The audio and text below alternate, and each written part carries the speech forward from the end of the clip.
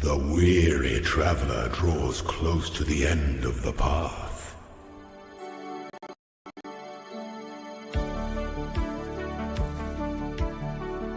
We have never had it so good.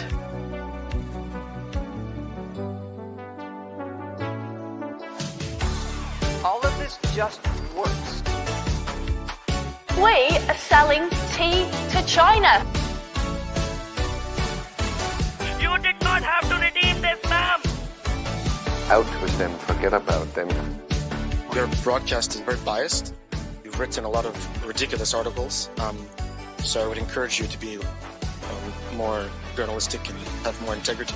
Socialism is when the government does stuff.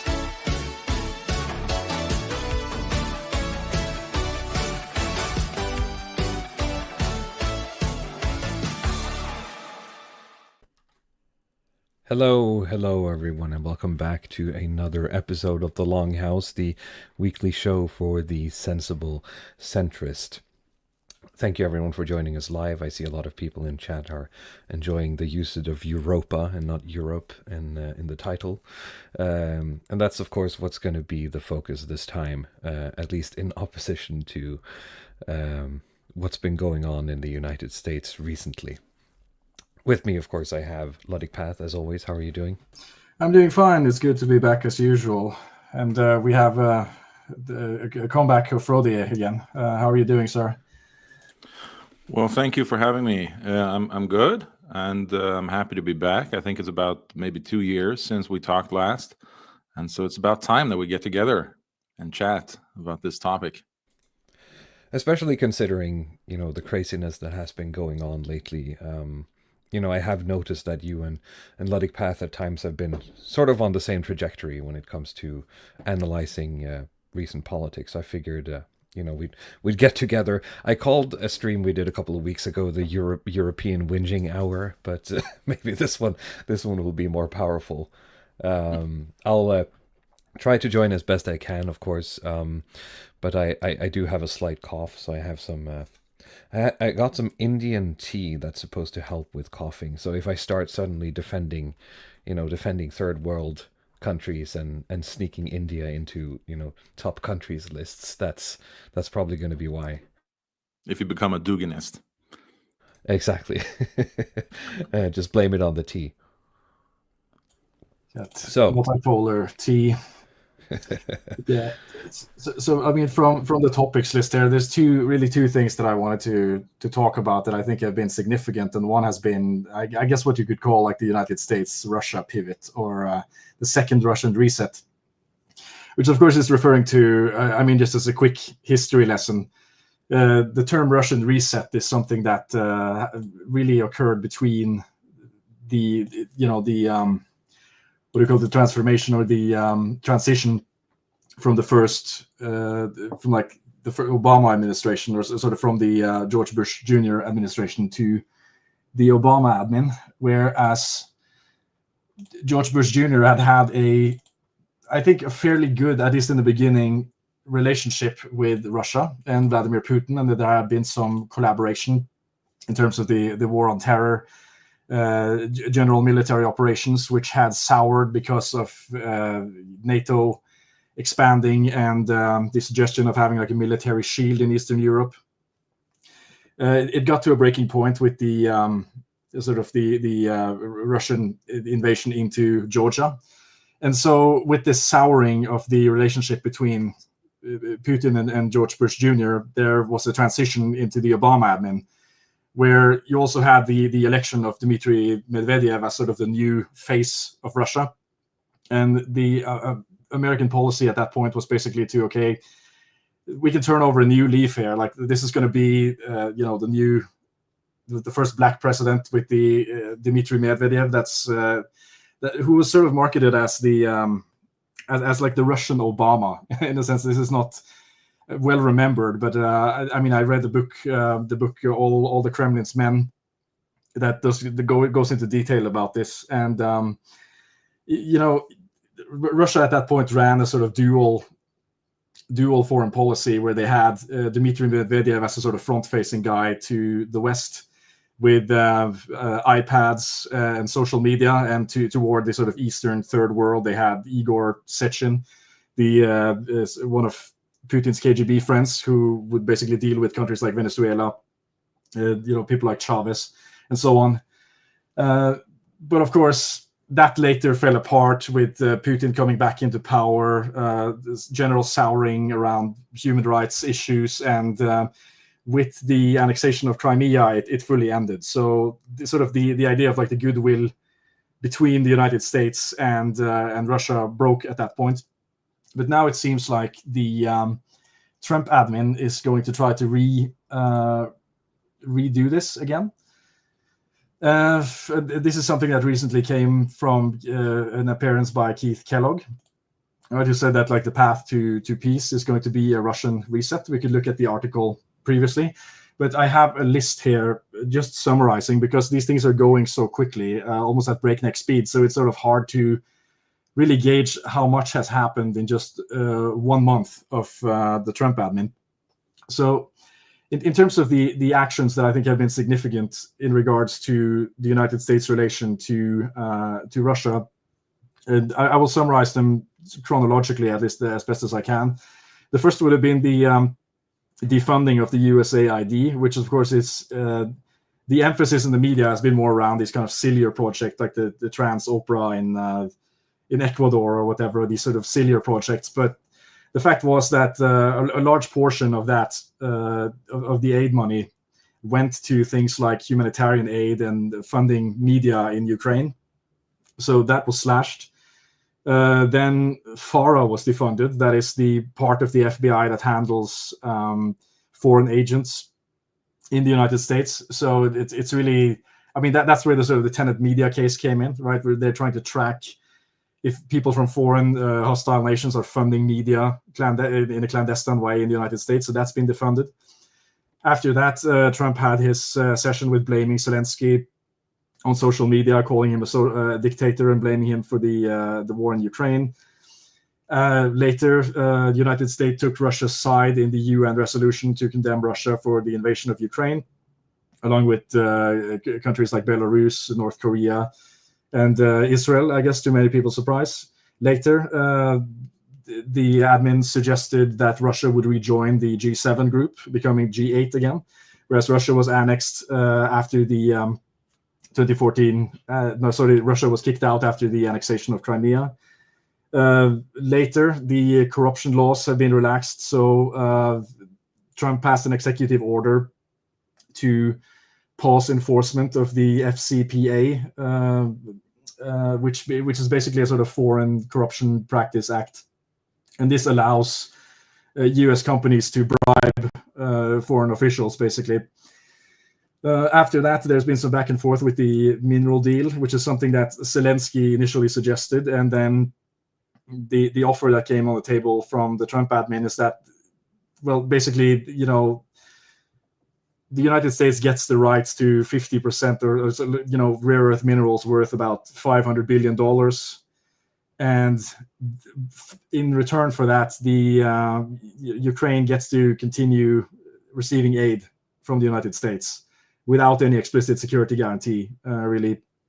And then later we had the disastrous conference with Zelenskyy, J.D. Vance, and Donald Trump doing the true Jerry Springer type, the Apprentice conference. Do we want to pause and comment on that a bit? I know we're, due to when our show runs, we're a bit late on that front. But if there's anything we want to comment on that, do we want to do that now? Yeah, well, sure. I thought it was. I thought it was interesting. I mean, there's many angles to this, right? You have, the hardcore MAGA base that sort of just squarely blames Zelenskyy for everything that went wrong. But generally, the reception is that, at least in Europe, that the leaders have come out in support of Zelenskyy. But I guess I don't know if people are really that interested in the kind of the diplomatic fallout, but maybe more in terms of the psychoanalysis of what went on there. I've talked for a while now. Frody, do you want to say something about that? Sure. I can have a go at it. I'm not really sure exactly how to describe what happened there. I've seen some people, even educated people, say that they thought it was staged. I think looking at Zelensky, it was not staged. I think that was pretty clear. And as a lot of people have pointed out, Zelensky had traveled far and long that day, and he was under a lot of pressure. He was in a hostile environment, and this came after a long line of attacks against him by the American government, by Trump calling him a dictator, Trump saying that he started the war, blaming him for the start of the war, and all kinds of things. And basically everyone in the room was more or less hostile or condescending toward him. And so he answered and commented and argued more than he should have, and the whole thing got very heated, and it sort of blew up.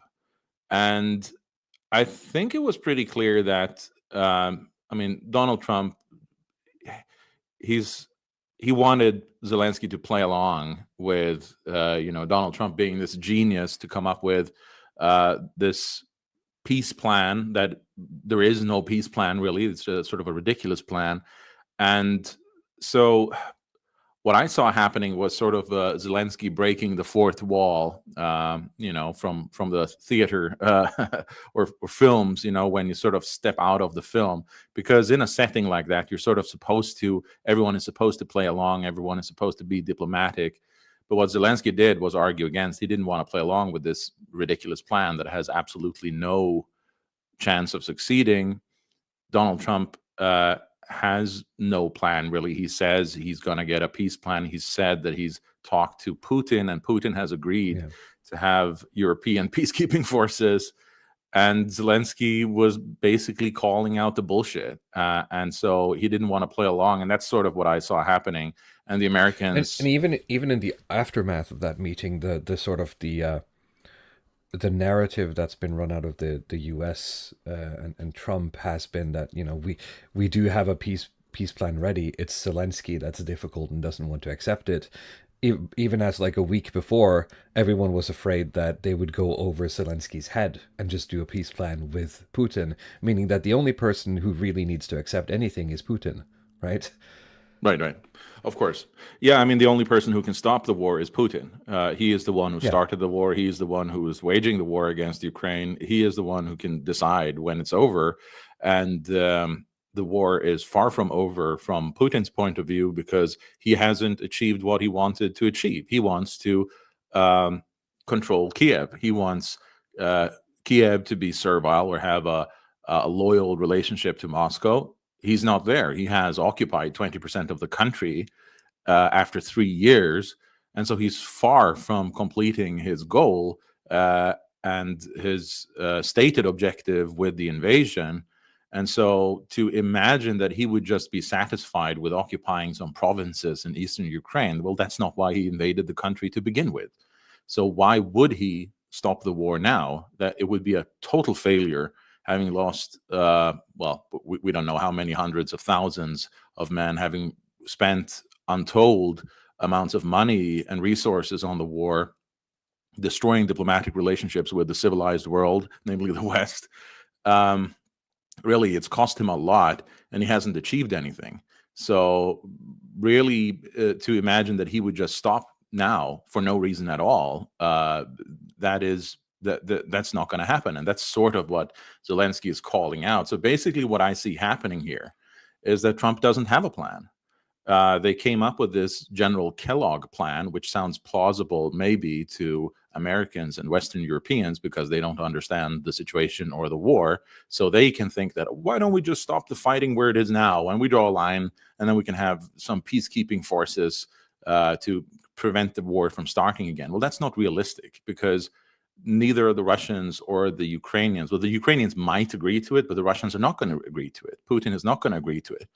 And since the whole point of Trump's bluster and bragging and wanting to bring this to a quick close is because he wants to improve relationships between the US and Russia, that's why he wants to get this over with, because the war is an obstacle to building a better relationship between the US and Russia. And so he's not going to take blame himself for not having a good plan. And he's definitely not going to blame Putin, because that would defeat the purpose, which is to improve relationships with Putin. So he's not going to blame Putin for not be willing to end the war. And so he brought Zelenskyy in as the scapegoat to throw him under the bus and to portray him as the guy who is not willing to end the war. He just wants to keep on fighting. But Zelenskyy has no power to end the war. I mean, the thing he could do is to say, okay, we capitulate, we just allow Russia to win. But why would they do that? And so really, Putin is the guy who can end it. Trump comes up with all kinds of different stories about how he's talked to Putin. And yeah, Putin wants peace.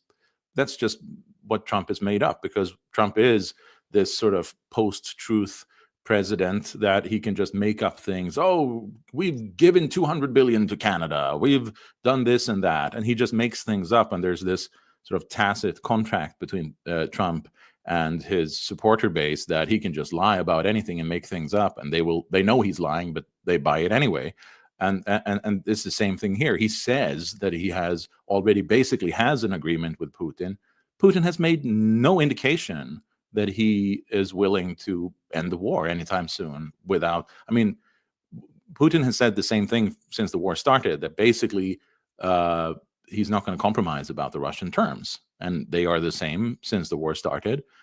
And he has said nothing about wanting to stop the war here. And so Trump is in a situation where he's not going to be able to stop the war as he promised. Well, he said after 24 hours, that's not going to happen. And it hasn't happened, but it's not going to happen now either. So what does he do? He has to blame someone for his failure. And he's obviously not going to blame himself.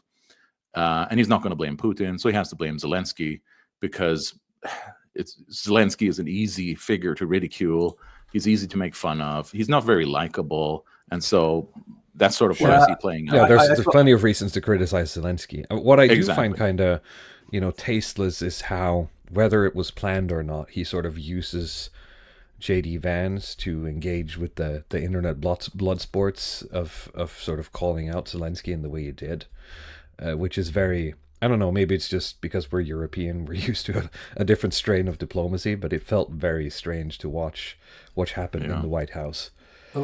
I have a few comments on this, which I think there's some people who wanted to hear my kind of like psychoanalysis view on this. I just wanted, following up on some of the things that Frody said in terms of the way I think Trump looks at solving this problem, because there's various explanations in terms of, like, you look at what Trump is doing and okay, what is he trying to achieve with this, and you have like I feel like the center right has just collapsed in a sense. They've failed these kind of principled liberal center right types to explain anything with this sort of 4D chess stuff.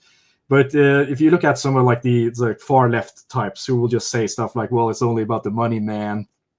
It's all about the greedy capitalists. And generally, I don't care for that analysis, and I don't feel like it always works.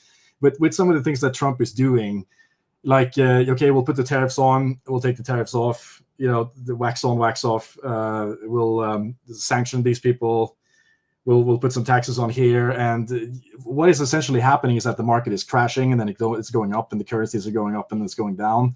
And, a lot of his friends are probably going to get really rich, especially if they know what he's going to say ahead of time. Of course, this is just a conspiracy that I'm putting forward, but the Poly Market, that is the site that I think like Peter Thiel and a lot of these tech bro oligarchs own. They're running all of these political bets, right? Where people are putting, just like the 2024 election was on there. All of these, is this guy going to get elected? Is that going to get elected? And they have is Trump going to have peace in Ukraine within 2 months or something, or maybe within 3 months of coming into office? And the resolution condition for that bet, I mean, there's like many, millions of dollars on the line there. It's basically, it's a ceasefire. It's like before 19th of April, there's going to be a ceasefire in Ukraine, and then the bet is resolved, and the people who bet that he could do it, they win money, and they win quite a lot as well. So that's just kind of how I'm looking at it. Like, in Trump's mind, it's okay, you get the ceasefire. It's the same as in Gaza. Then I've solved the problem. I wash my hands of it, and we just focus on transgender sports or something. But in terms of the Zelenskyy Trump thing, because I watched the other, I don't know what you want to call them, conferences or meetings that he had, first with Keir Starmer and then with Emmanuel Macron.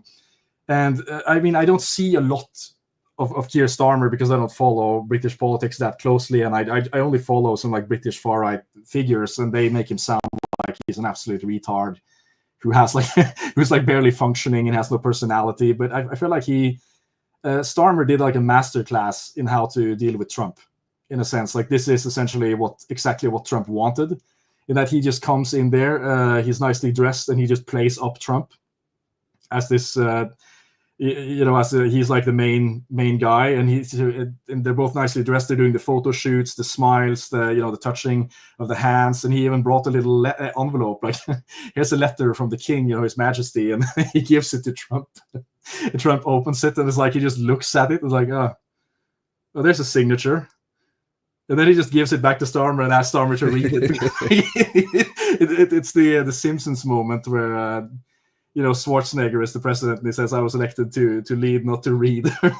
That's what I was thinking of at the time. But I mean, to me, it just looked like a comedy film or something. But I think like this is like Trump's idea of what he wants diplomacy to look like, is that he's being played up by these other guys.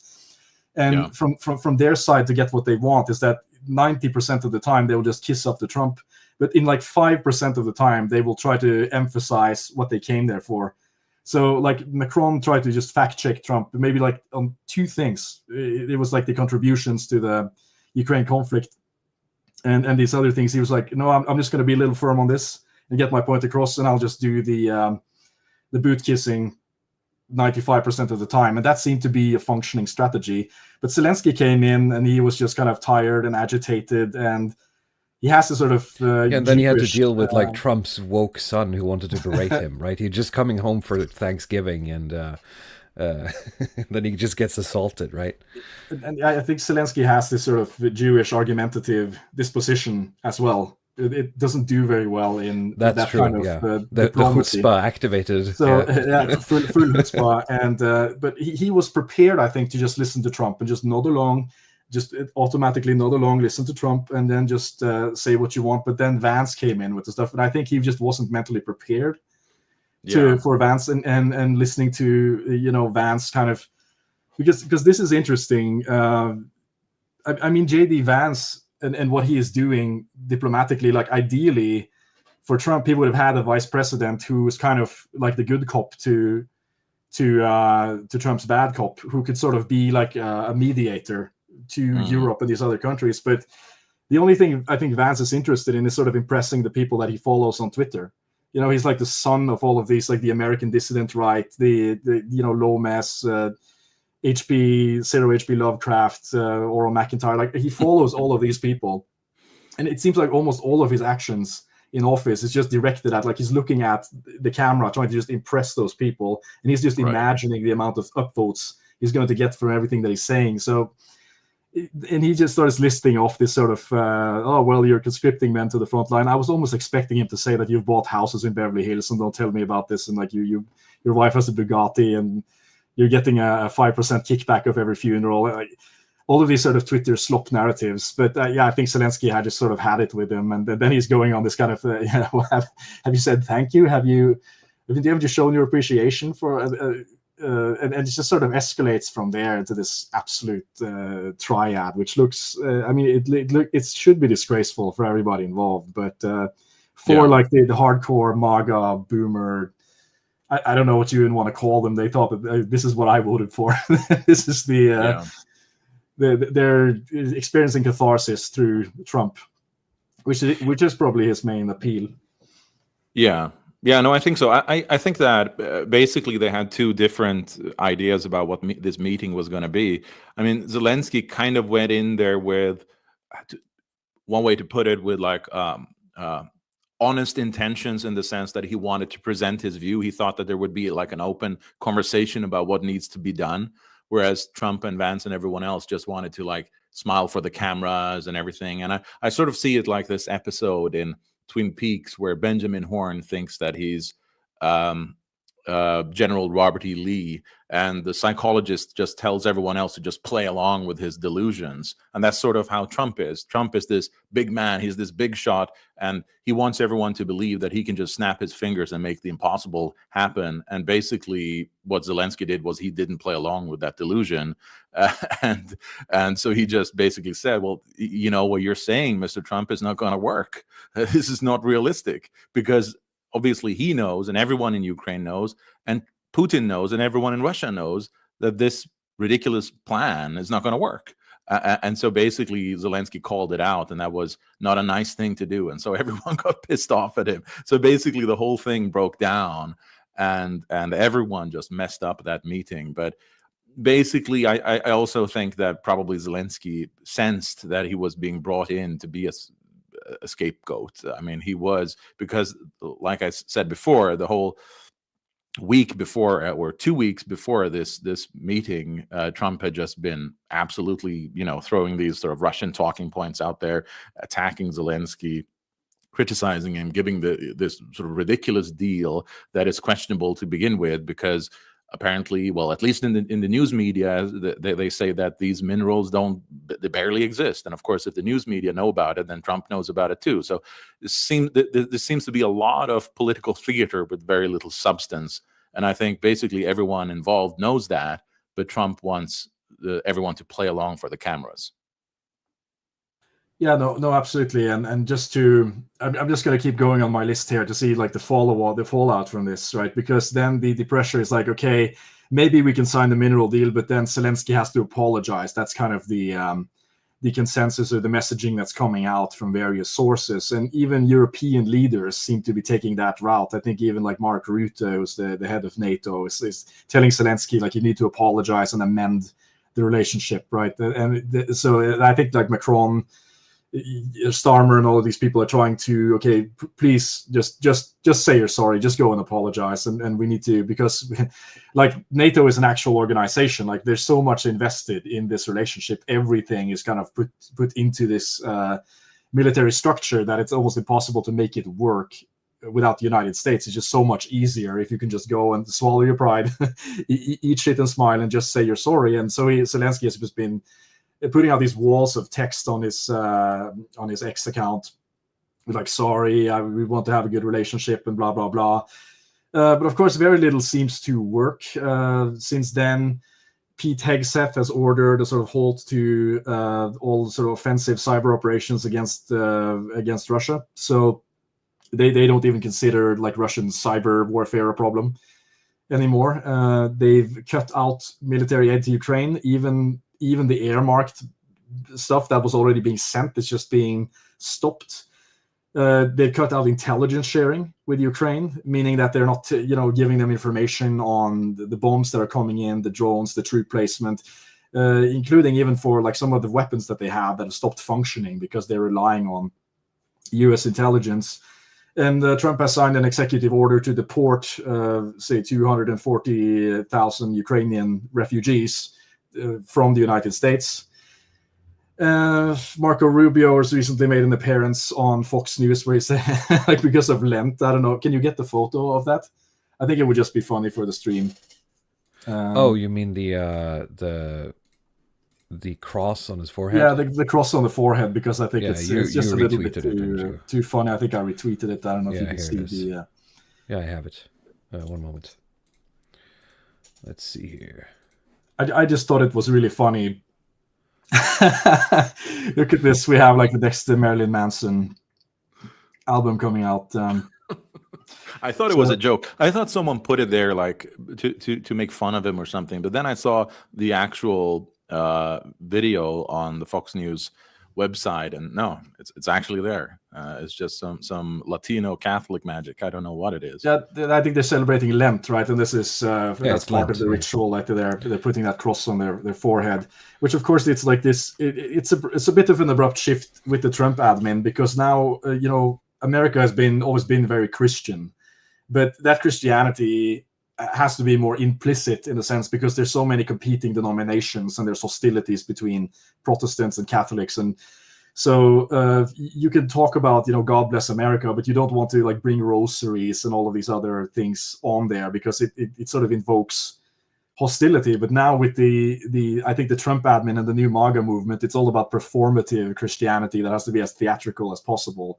So they're bringing the big hats and the face paint and all of this nonsense, and like nobody really cares about it. It's just really more about trying to flaunt.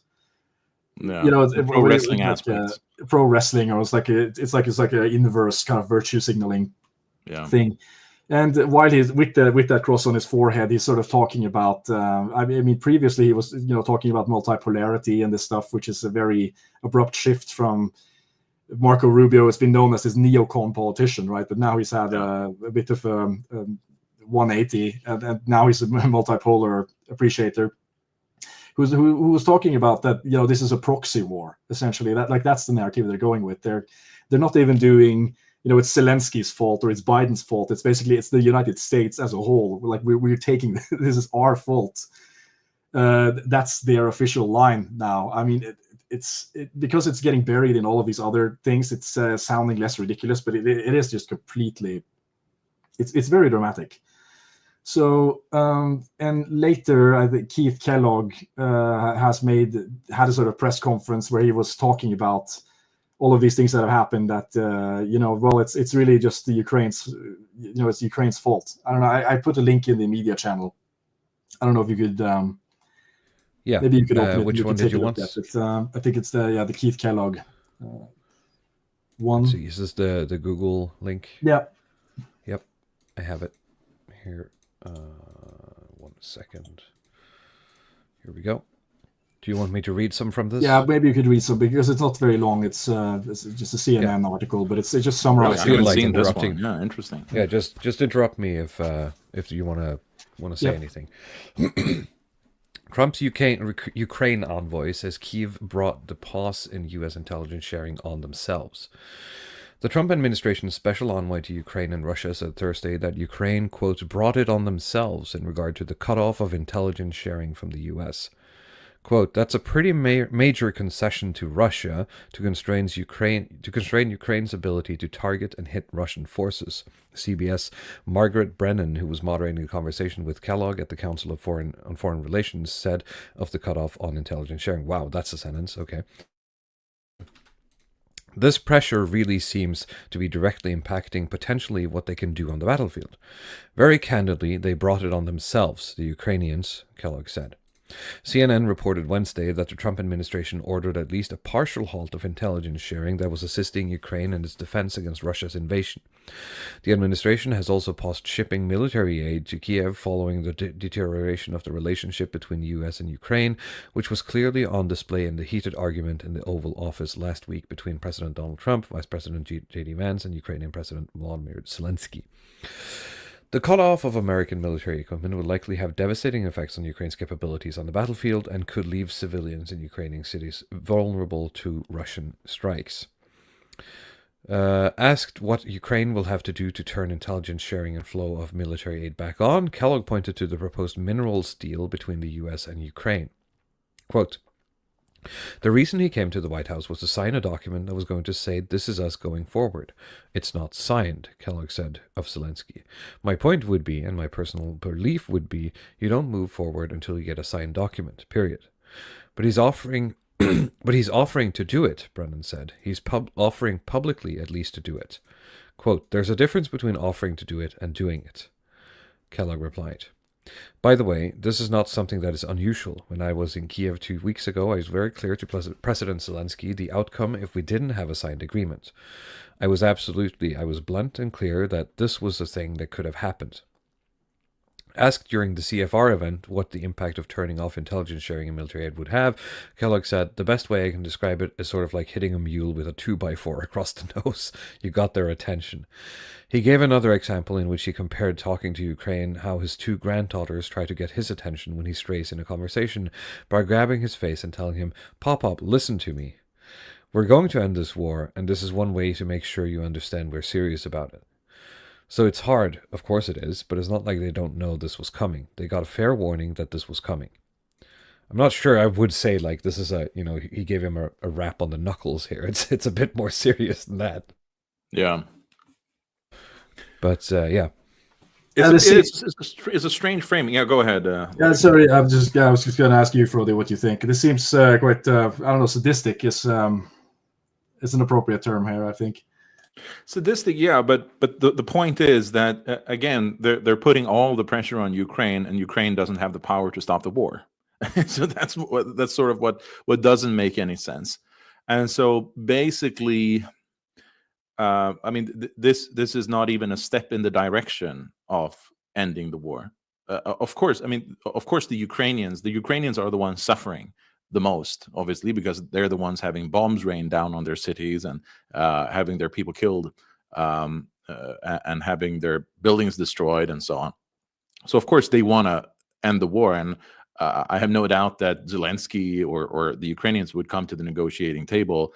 But the point is that Putin isn't willing to come to the negotiating table, and he's the one who has the power to stop the war.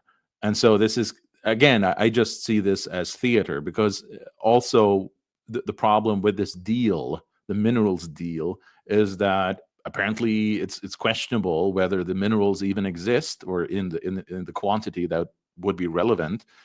And second, that it doesn't really, the minerals deal doesn't say anything about what's in it for the Ukrainians. It's just sort of a document to show the American people that, look, we're doing something, we're making progress. But it really doesn't have anything to do with the peace process. What is the peace process? What is the peace proposal? And so I just see it as even more theater. It's the same thing with all the discussions about who's going to send peacekeeping forces. Oh, the British are going to send 20,000. The French are going to send so and so many, and the Swedes are going to send so and so many. But it's kind of a strange way to start it, because there is no agreement that would allow. In fact, it actually so it's all just theater. In fact, it actually kind of makes it look worse, I mean, internationally in regards to Russia, because if Trump, in theory, and maybe he has, over the phone, I guess, gone to Putin first and said, we'll do this minerals deal, don't worry about the Ukrainians, I'll get Zelenskyy to, resign and I'll deal with them. But it seems like he's doing it the other way around, and he's failing at the first step. Right. So now there's no incentive for the Russians to sign this, because they know that he doesn't have the Ukrainians sort of backing him up here. Yeah, and this is also why, it was this big discussion about why the Europeans and the Ukrainians were not welcome at the table during the quote unquote peace talks in the Middle East, where Marco Rubio met Sergei Lavrov.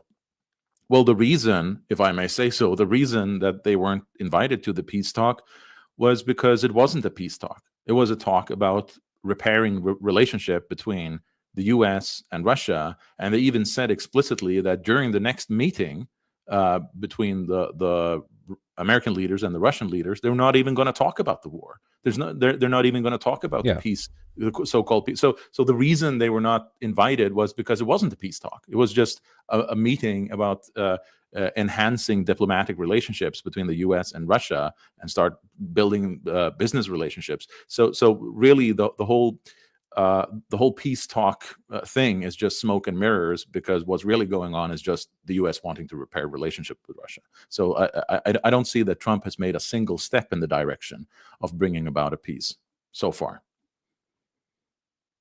No, I mean, usually, historically, these peace deals can take years to finish, right? And it takes a lot of compromises from both sides. And but yeah, we're seeing nothing that looks like any peace deal. But yeah, now another topic that I wanted to look at is really sort of more of the reaction, so across the pond, with the Euro-US split that is coming about here, because I mean, there's been the MAGA apologists, right, in Europe, and there are many of them, but there are fewer now, I think, because the language that's coming out of the Trump admin in regards to this and the signals that are coming out, it's becoming so clear and so unambiguous in terms of what they are trying to do, that it becomes increasingly difficult to spin this as 5D chess or some type of strategy, that all of these kind of weird theories that they're coming up with, that this is how they're going to reduce the deficit, which is very important, or this is how they're going to,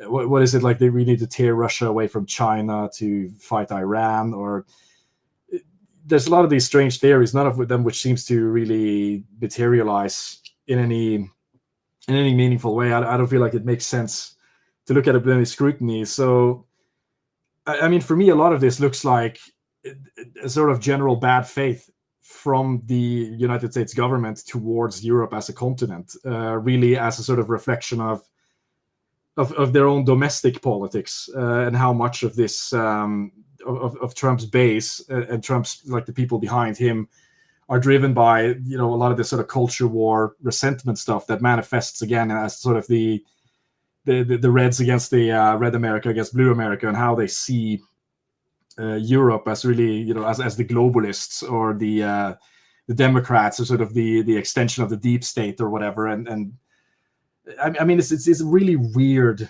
thing that is going on, that has like this psychological element to it that I really struggle to explain it in a rational way. I don't know if you have a different take on that, Frody. Yeah, no, definitely. There's a lot of bad faith commentary, both from the sort of the American propaganda and the Russian propaganda. And part of it is, the European leaders are weak. Look how weak they are. And when the European leaders start taking decisive action, it's like, oh, they're crazy. They're going to go to war with Russia. And so it's like, okay, are they supposed to be weak then? Or are they supposed to act more forcefully? Or what are they supposed to do? And so basically, it's all just sort of nihilistic attacks against the sort of everything that Europe does is not good enough. And, Trump just lies and makes stuff up, saying that Europe hasn't carried its weight in supporting Ukraine. Well, of course, Europe has done that. Europe has done more than the U.S., which is appropriate, because it's a conflict that is in the security interest on the European border, eastern border of Europe. So it's appropriate that Europe has done more than the U.S. But again, he says that basically Europe hasn't done anything. What I see happening in a general way is what I called turbo decline of global American power. And that is that until now, we've had this America been in the special category of one above the other countries. And now America is getting competitors. We have this quote unquote multipolar order emerging, which Marco Rubio, like you mentioned, Ludwig, he is the first American leader that has acknowledged that America has basically lost its power. And so what we're seeing is American global power in decline. But since Trump is this kind of sleazy used car salesman, he's trying to sell defeat as victory. So basically, America is getting weaker and less influential, has less of an ability to project power globally. But Trump is selling it like, oh, we're sticking it to the Canadians. We're sticking it to the Danes about Greenland. We're sticking it to the Europeans. They're not going to take advantage of us anymore. But what it really is that America cannot afford to sustain its global power anymore. And so they have to cut it back. But they don't want to admit that they've kind of lost, or they don't want to admit that their power is diminishing. So they're kind of creating this global pro wrestling thing to distract people from the fact that they're actually getting less powerful. And so Trump is selling defeat as victory by saying that, oh, we're sticking it to everyone who's tried to take advantage of us. And really, this is just sort of desperate measures. I like that pro wrestling metaphor that you have, because this really does feel like a pro wrestling storyline where you have a character that was sort of the hero, and you have the heel and the face, and like the fate, like the Hulk Hogan becomes evil storyline. This is what this feels like. And and he blames everyone for like, oh, you've just been taking advantage of me, coasting on my fame, right? Yeah, you're coasting on my fame, where he shows up with the steel chair. Like Russia is like the heel, and then he teams up with the other heel or something to smash the Europe guy in the face with a steel chair, or something. That's kind of that's what it feels like. I don't know, like from the inside of the US, they're looking at it differently. Like they're probably buying into the Europors are mooching off the US. I mean, they're It's just very creative strange. It's. with, I mean, we said it last week when JD Vance was, criticizing Germany for having so many American soldiers, right? It's like who put the soldiers there, James, right? Who did the denazification, right? Could you bring up the tweet there, because I linked it in the media channel? Because it's not a tweet. It's it's a poster. It's a truth from Donald is Trump's this the Geiger Capital? Yeah. No, it's a screenshot from that, because I see. Post-Truth Social is the new name. It's like now, Europe is the Haitians from Springfield, Ohio. We should spend less time worrying about Putin and more time worrying about migrant rape gangs, drug lords, murderers, and people from mental institutions entering our country, so that we don't end up like Europe. and someone's posted like the homicide rate by country, and state. Yeah, let's keep let's show that chart again, because I think it's great. Because I guess the American view of Europe is very much informed, I guess, by either Fox News Radio or now Genoa. they're going on X and looking at Ayama's Chong, or Radio Free. Like, no, it's Radio Europe, or what is that? Radio European Invasion, or Radio Genoa, or some of these accounts, but it doesn't quite show like the reality of the situation, whether it's like the crime rates or the actual demographic data, which they're talking about, like the European caliphate that is like maybe 90% white, 95% white, as opposed to the United States that's like pushing into the 50%. I mean, I don't want to be the guy who's like rubbing this stuff in, but they're being sold this kind of bizarro reality where the United States, after 1 month of Trump wreaking havoc, is in the golden age of US greatness, while Europe is like this absolute shithole. And I mean, it's sad to see, but a lot of these European nationalist influencers are pushing the same narrative, that like Europe is like demographically and the crime rate is just screwed beyond repair, and they can't make anything, and the economy is bad, and they don't have entrepreneurs, and they don't have intelligence. Where's your tweet, Ludwig Path? Yeah. Where's the tweet? It's going to be 4 years. Yeah, no, I think you need to go from. No, it's this one. Yeah. I need to. But it's. I mean, it's fascinating how they're able to do this, and why it's resonating as well as it is with the people, and how many of them actually believe it. I don't know, right. But I think maybe you should show that Michael Schellenberger video, because I feel like it's a little bit more reflective of, I think, the actual attitude or what's driving this stuff. I mean, this guy's Schellenberger stuff, like an absolute kind of like hack. 1 in a million of these sort of MAGA citizen journalists, quote unquote, and like they never have anything interesting to say unless they just go into stuff that's more like this psychological confession territory, like this. But this kind, like, just let's just listen to him for a little bit, because I think he is touching on something real. Okay, how long do you want me to just play it? Maybe a minute or something. I think that's enough. Sure. And I need to be blunt. So let me start by saying I love Europe. Truly love Europe. I love visiting Europe. I love Europeans. I have European friends. I respect the relationship we've had for a really long time. You Europeans do not respect Americans. You can protest and say, no, we love America. No, you don't. We know you look down on us. You think you're better than us. And in some ways you are. You work 35 hours a week. You have longer vacations. You've got this magnificent culture. We get it. But any relationship in which one side doesn't respect the other can't last. This thing where Ukraine comes to the White House and acts like it can tell us what we should do, that's not what the relationship is. This thing where somehow we're on the hook, including for countries that are not in NATO, that was never the deal. Ukraine is not part of NATO. We were never obligated to protect Ukraine. So, I mean, what is empire then, right? Right. Yeah, I mean, this is the problem that Americans commenting on this, and I'm not saying Americans in general, but I'm talking about these sort of Twitter commentators and politicians and so on complaining that we've been carrying the weight for Europe. No, the whole point of NATO is to keep European powers down.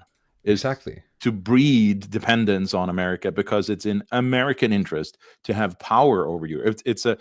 NATO is in a way an occupation force since the Second World War. And so to sort of pretend that it was not just charity, NATO, I mean, it's multiple ridiculous. things. I think the very first Longhouse episode we covered, how heavily debated just accepting the Marshall Plan was in Norway, right? Because it would mean we're hitching our cart to the Americans, right? We're becoming the vassal of the United States. Are we okay with that, right? And I don't think it's not that we Europeans don't understand what the situation is. I think it's just that we're the ones who understand what the situation has been for the past 70 years. It's the Americans who's veered off into some weird sort of imaginary land. Yeah, I mean, they're pretending the sort of MAGA narrative now, which is a completely new narrative. But the MAGA narrative, which is detached from reality, is that the American global empire is a thing of charity. Like Donald Trump has said that American military presence in Asia and so on, they should pay for it. They should pay for well, it's to project American power. That's the point of it. And when America sent weapons to Ukraine, that was to stop or slow down the spread of Russian power, because the American government thought that was in America's global interest to slow down a competitor. Well, I mean, you can agree or disagree about that, but it wasn't charity. It wasn't because they cared so much about Ukraine. It was that they cared about a competitor, namely Russia, trying to grab power and project power further into Europe and sort of reestablish something greater than it was. And so really it's the whole framing is just completely dishonest and absolutely ridiculous, framing all sort of American global power as an act of charity. But I mean, that's what Donald Trump does. He takes these things and then he reframes them, and people who really don't know anything, they sort of just buy into it. It's the same thing with him reducing America's power now and saying that, we're just getting stronger and stronger. Well, not really. You're sort of cutting off the sort of the branches of American power. That's what you're doing. Bill Wilson says, if it exists to project American power and keep European powers down, then don't complain what they want out. Well, we're not really complaining that they want out of NATO. I mean, I think everyone here on this panel is pro a strong Europe, and we're looking at this as an opportunity to build up Europe again, right? To become strong, to become independent. But we don't have to do it with you guys across the pond hurling insults at us. That's all we're saying, really. We understand the situation. You just don't have to be a dick about it, right? Right. Yeah, exactly. I mean, there are different aspects of this.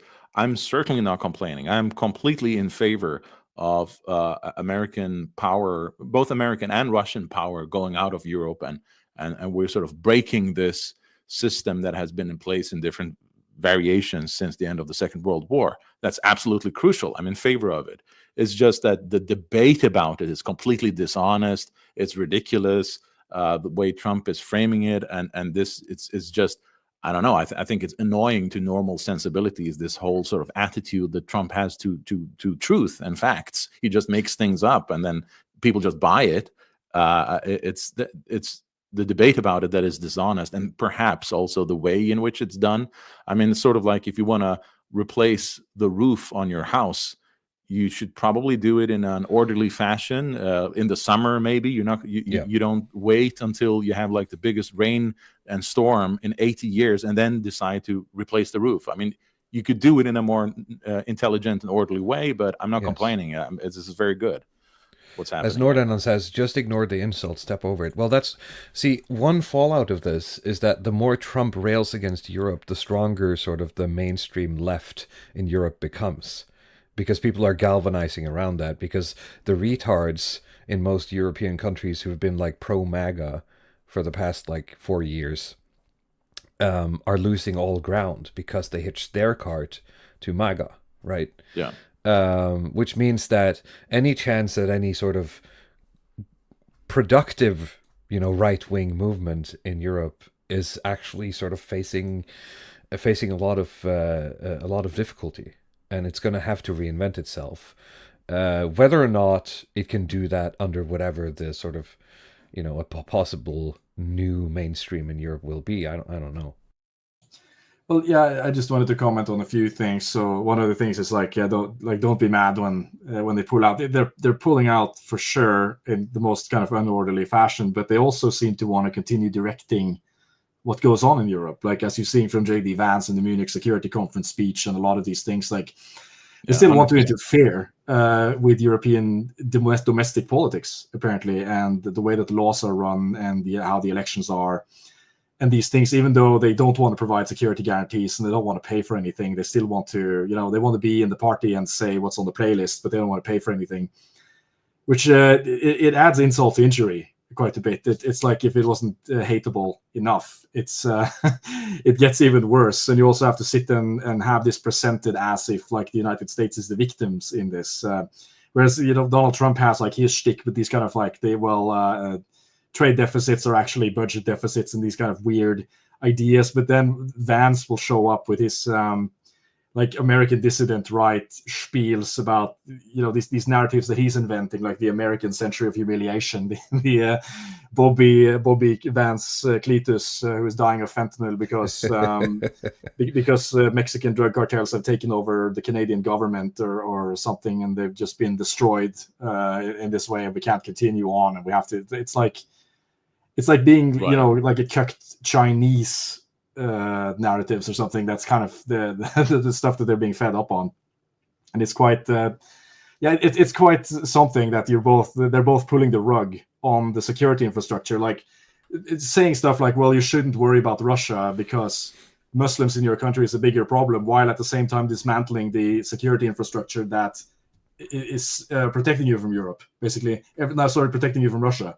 The stuff that's protecting us from Russia is being dismantled, and say you shouldn't worry about that. You should focus on your domestic issues, which I want to direct for you. I wouldn't buy a used car from a person talking like that.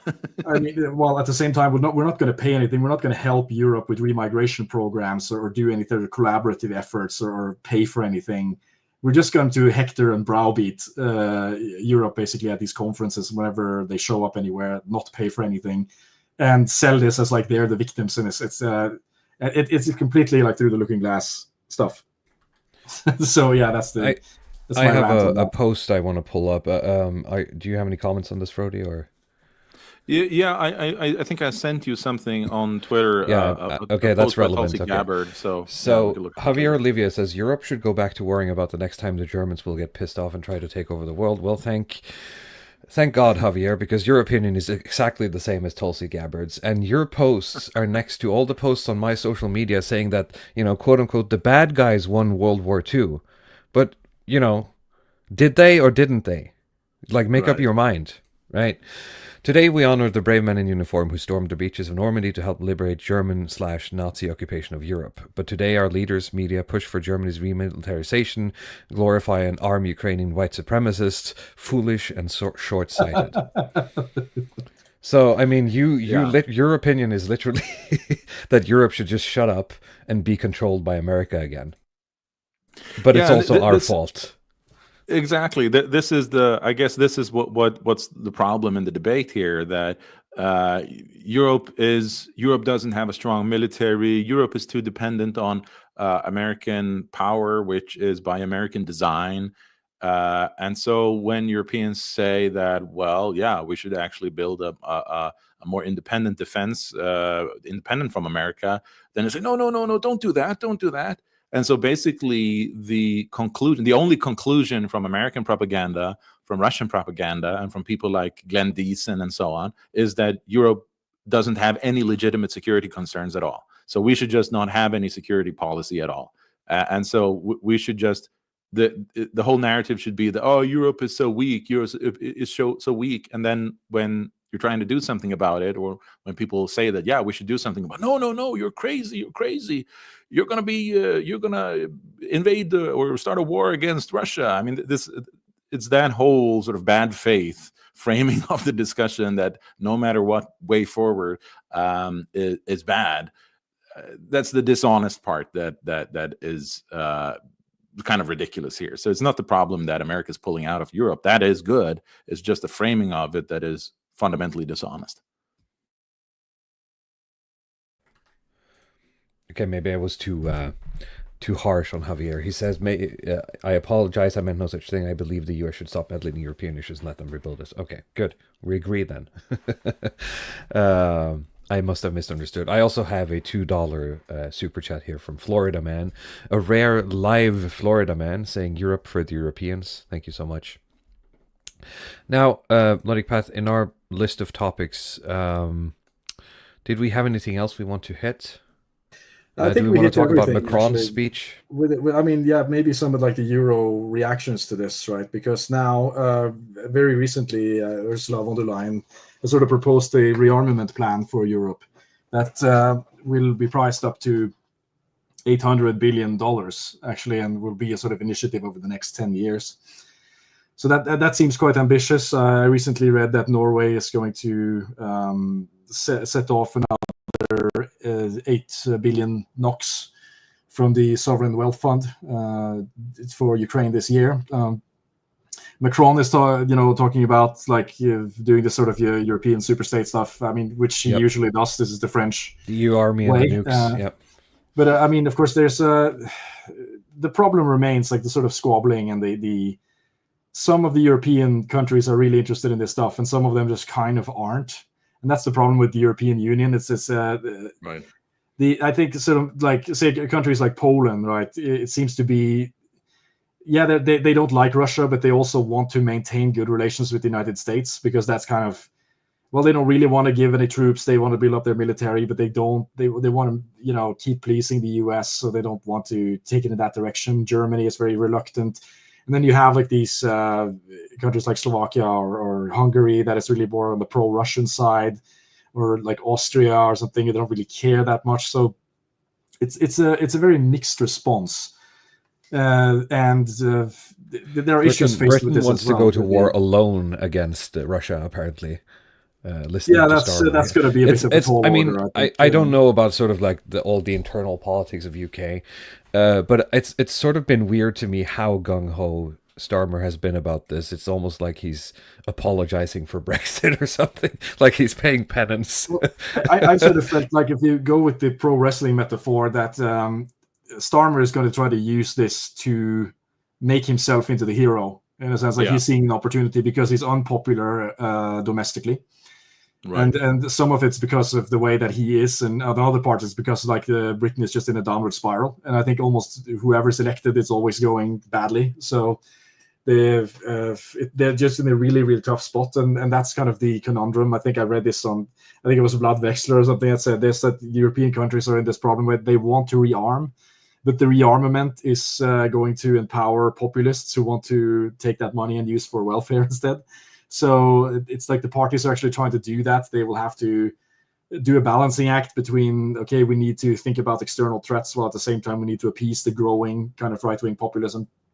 Yeah, that's coming around in Europe, and of course some of that can be done with just dealing with immigration and these type of problems, like say like in Denmark or something. You need to just, that has to be a part of the mainstream platform, is that we're going to have a hard line on immigration. We need to do the girl boss deportations and all the stuff. Girl boss pantsuit deportation policy, which of course that will quell some of it, but there's still this kind of strain now of what's on the right. This kind of I mean, you had the NPC meme, right, from 2016, but then you have like, that it says I support the current thing, but then you have the I support the opposite of the current thing populists, which are like, those guys are like the real NPCs.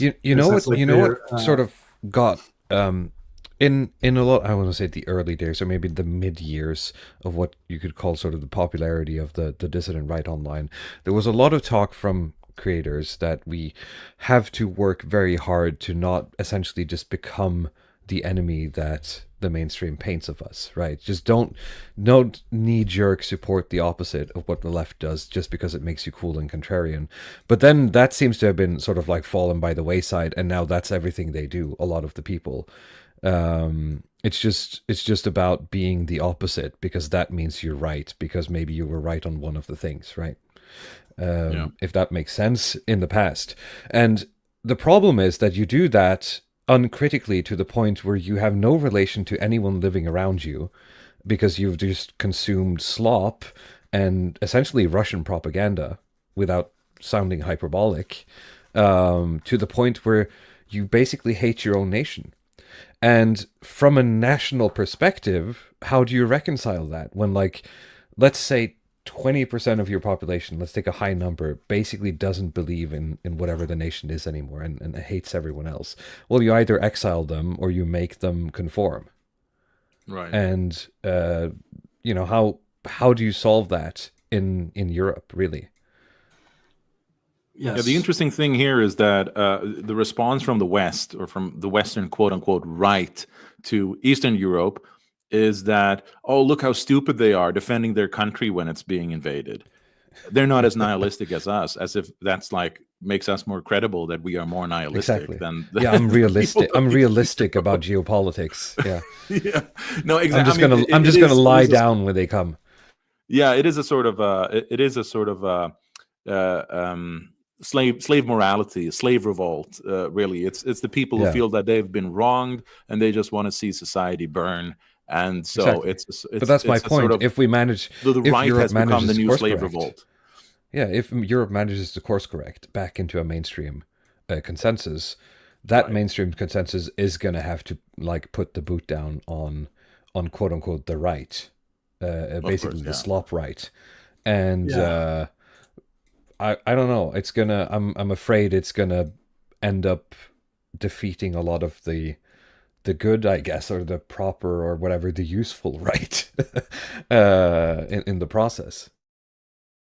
Yeah, it's just a lot of nihilistic posturing, which is unfortunate. So it's basically what's supposed to be the right, which is supposed to uphold the standards of society and care about the future and so on, rather than just instant consumerism and so on.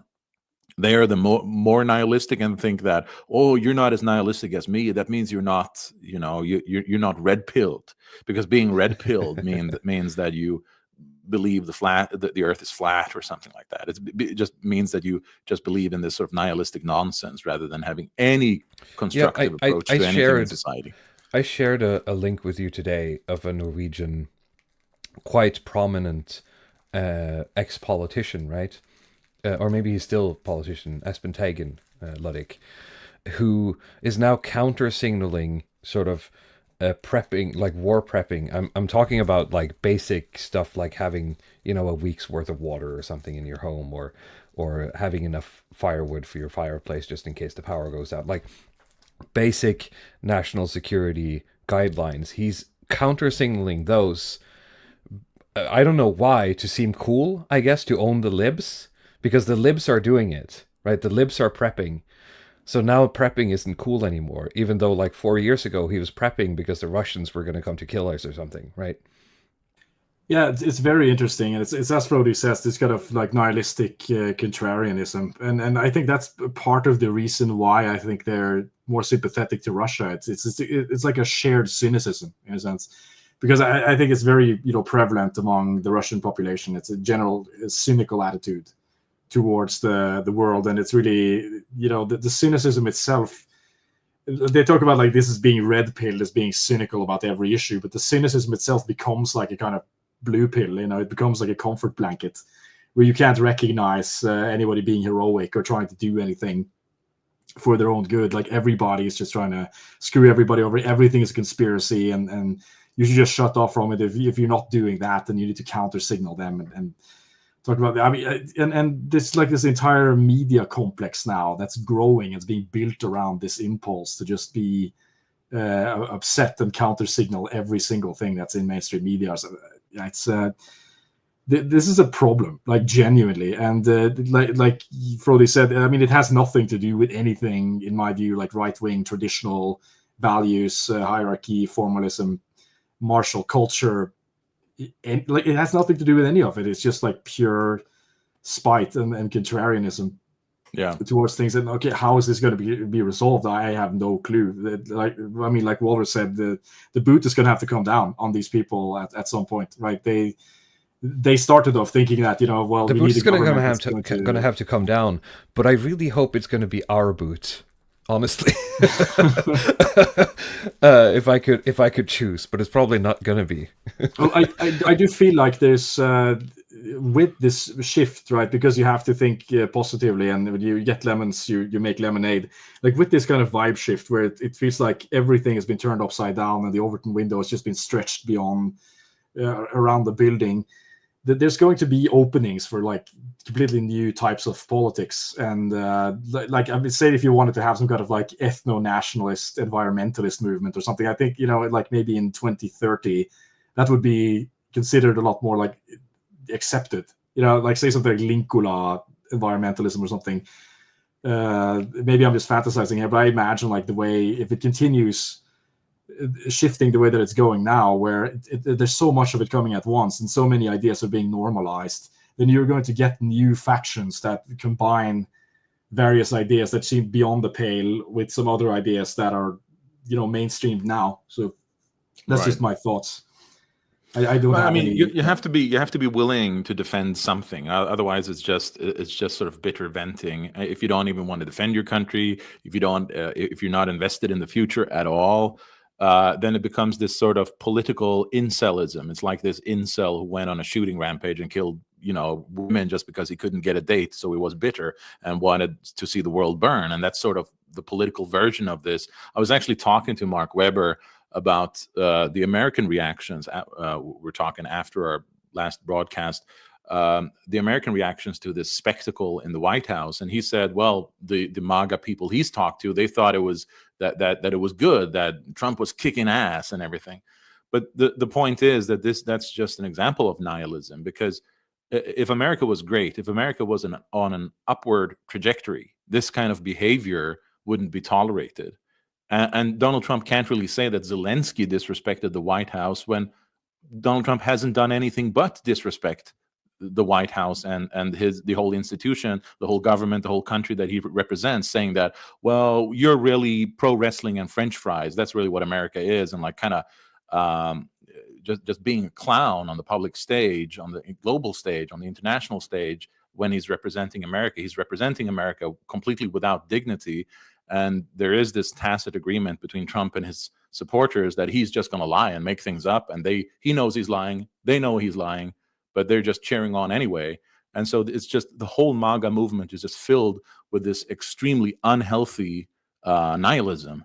And that's sort of what fuels it. And that definitely goes hand in hand with the sort of, like you said, Ludwig, the Russian nihilistic mindset, which is also very much post-truth. If we're going to use that concept, which I think is very useful, because it's not just lies, it's the assumption that we're always just lying. So there is no truth, because Russia has had always this authoritarian political system where political discussions are not really allowed anyway. So and you just assume that you're going to be abused and not allowed to speak your mind or anything like that. There's an assumption that there is no honest, good faith discussion about any topic. And so when people say that, well, our government and our politicians, and they lie as well.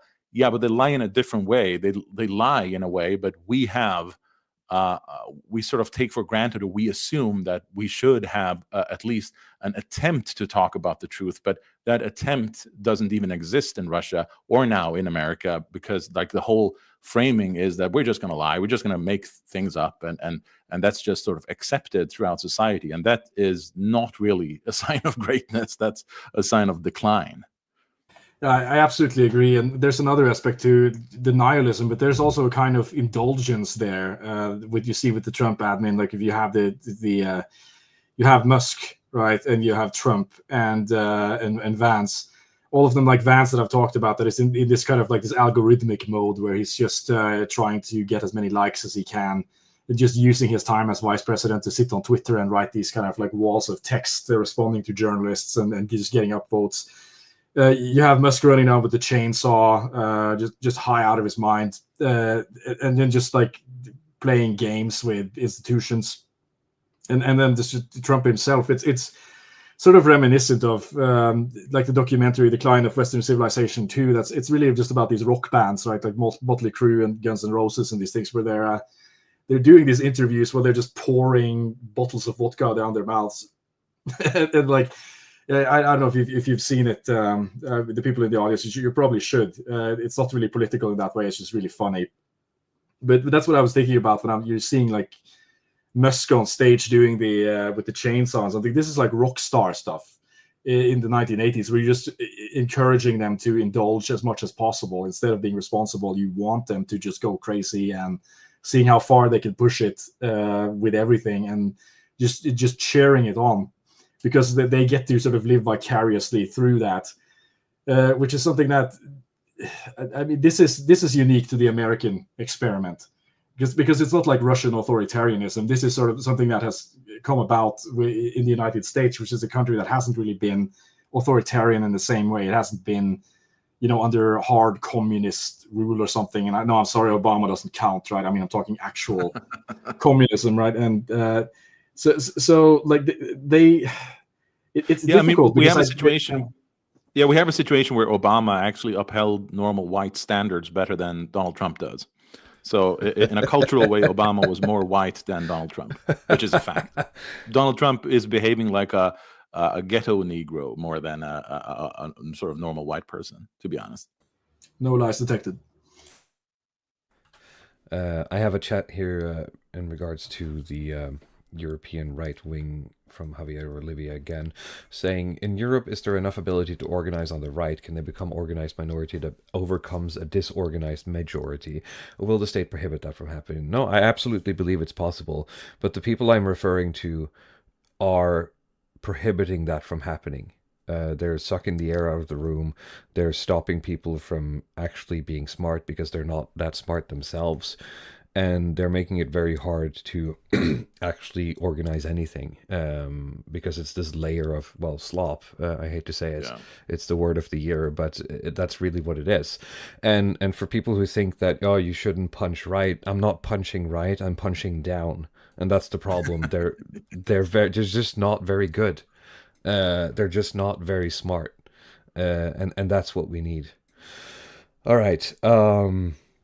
Anything else? Before we round off, Muddy Path, anything else you want to hit on? No, I think we did a good stream here. It was fun. So thanks to everybody for tuning in, and thanks to Frody for coming on. Yes, thank you very much, Frody, for joining us. Anything you want to share before you leave? I know you did like a members show the other day, which might be interesting to people who watch this.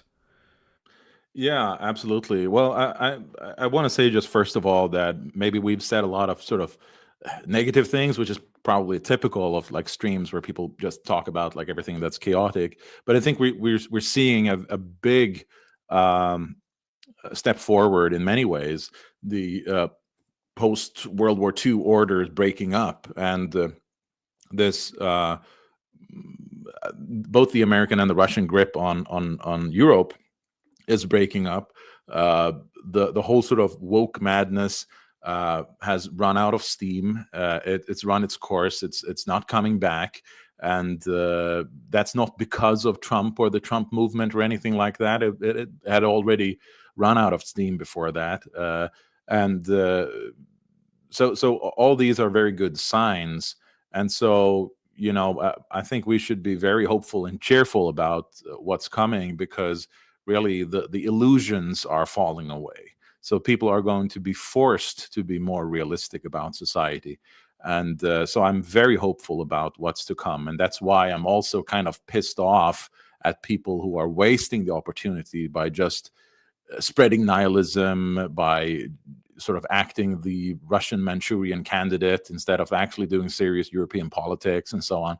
So to answer the previous question, about if we could have people actually accomplishing something if they're organized and serious, yeah, but you can't really be sort of a Manchurian candidate for sort of Russian nihilism. You have to actually represent sort of European values if you're going to do that in a credible way in Europe. So I definitely think that great things are possible. If I'm allowed to plug some things, my channel is GTK Radio. I do a weekly show with Mark Webber, weekly roundup every Tuesday evening. And I have a conference coming up in Tallinn, Estonia on May 10th, where we're going to talk about Europe in the new global order.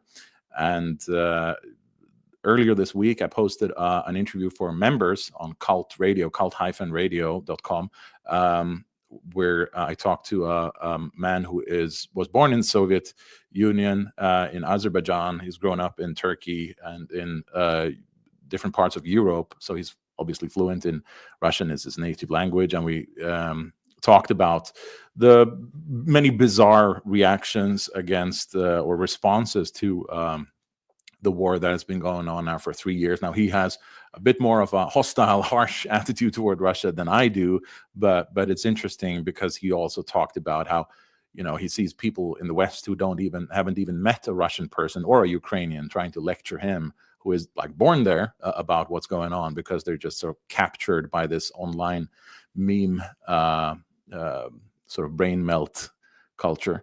And so we had a good conversation about that. So yeah, please do. You're welcome to follow me on social media if you like, and if you want to follow my works. And thank you so much for having me on. I really enjoyed this conversation. Great. Yeah, I have left in the description on YouTube. I have left a link to your Twitter, or X, I suppose. And you can follow me on Twitter as well if you want. It's mostly, shit posting. But you can also follow Ludwig Path if you want to have his daily, I guess people call it sometimes, mental floss truth posting on Twitter, truth nuking, as it's called. Yeah, I think it's time we end the show. We'll of course be back next week as usual if nothing goes awry, and we'll see you all then. I'm going to play an outro now. Frody, I'm just going to let you know you might be momentarily kicked from the room, but if you just wait for a moment, it'll put you back in.